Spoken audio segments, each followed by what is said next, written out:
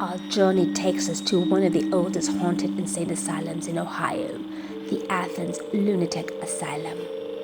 This asylum opened its doors around 1874, specializing in treating the mentally and criminally insane patients who were admitted by the court or their own families.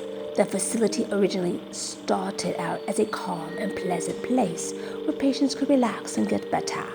But before long, it soon started way before trending #insanity came about, which overcrowded the institution, which relied on the cruelty of practices of electroshock therapies, ice water baths, and ice pick lobotomies. In 1977, Athens Asylum made news when it accommodated a multiple personality rapist, Billy Mulligan. He was in a highly publicized court case. Billy was found to have committed several felonies, which included kidnapping, armed robbery, and counts of rapes on the campus of Ohio State University. While preparing for Billy's defense, a psychologist diagnosed Billy with multiple personality disorder, which he suffered from early childhood. He was the first person to use multiple personality disorder as a defense and was also the first to be acquitted of such a major crime for this reason. Billy visited several state-run mental hospitals, including Athens. While his stay in those other hospitals, Billy was reported to be having 10 different personalities, but later they discovered 14 more. The following year, another creepy story arises. The story of Margaret Chilling, which took place in December 1978. On this winter day, Margaret, a patient at Athens Lunatic Asylum, was playing hide and seek with the nurses, who got distracted and forgot about her. Can you believe that? Forgot about her. She was discovered 42 days later by a maintenance worker in an abandoned ward that was once used for patients with infectious diseases. Margaret was found completely naked with her clothing neatly folded next to her body. You can still see her imprint of her hair and body on the floor where they originally found her. It comes to no surprise that the historic Athens Lunatic Asylum is allegedly haunted. One of the most famous ghosts you might see is of Margaret Chilling. Her spirit is said to have appeared staring down from the window of the room where her body was found and has been seen attempting to escape. Margaret has also been known to wander around various parts of the building at night, along with other visiting patient spirits who have died or suffered at the hands of the staff at Athens Asylum. So if you happen to visit Athens Lunatic Asylum, you might encounter seeing strange lights and strange figures standing in the empty rooms, along with hearing squeaky groans and high-pitched screams echoing through the walls. We come across Down Under to an insane asylum, to Beechworth Lunatic Asylum in Australia, where over 3,000 patients died. Beechworth opened its doors in 1867, and for over 128 years, thousands of men and women have endured the worst Victorian ever treatment in the Beechworth Lunatic Asylum. One of the more frequently seen ghosts is believed to be that of Matron Sharp.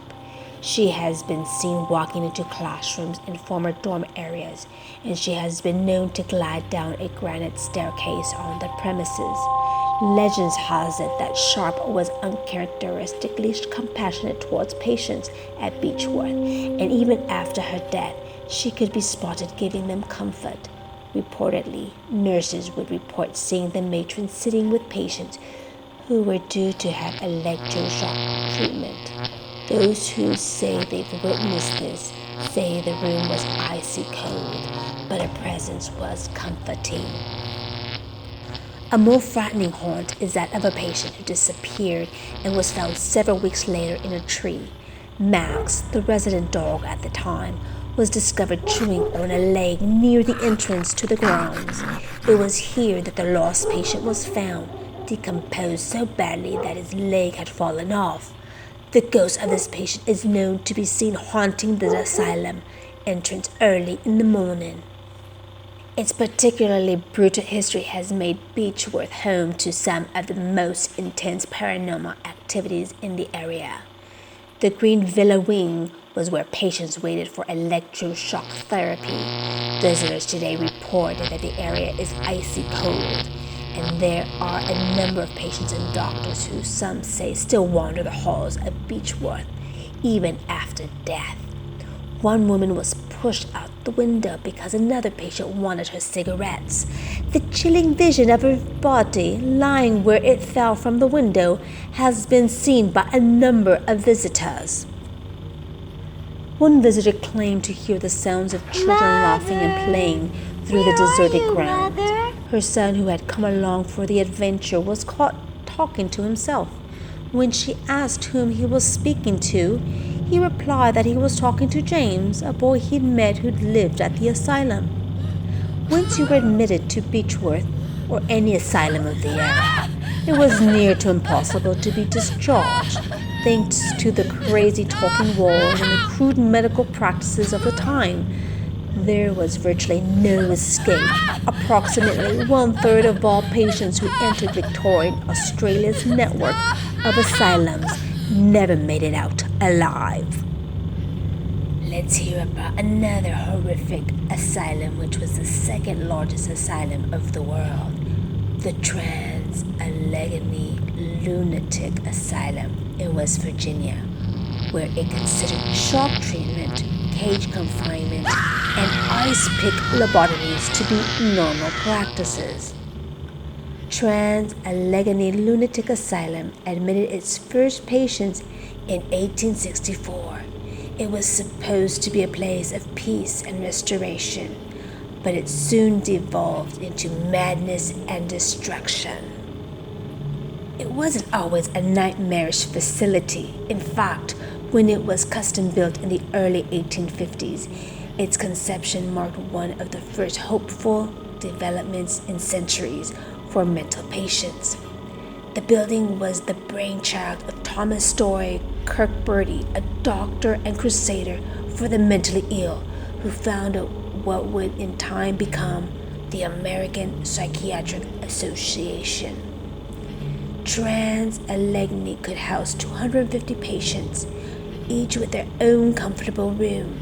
Skilled stonemasons had been brought in from Germany and Ireland to contribute to the architecture that featured wide open windows, giving patients access to natural light and fresh air.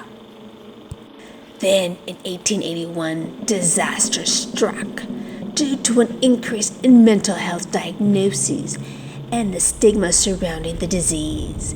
The Allegheny Lunatic Asylum found its tranquil facilities overrun, housing almost 500 more patients than they ever imagined. The hospital couldn't keep up.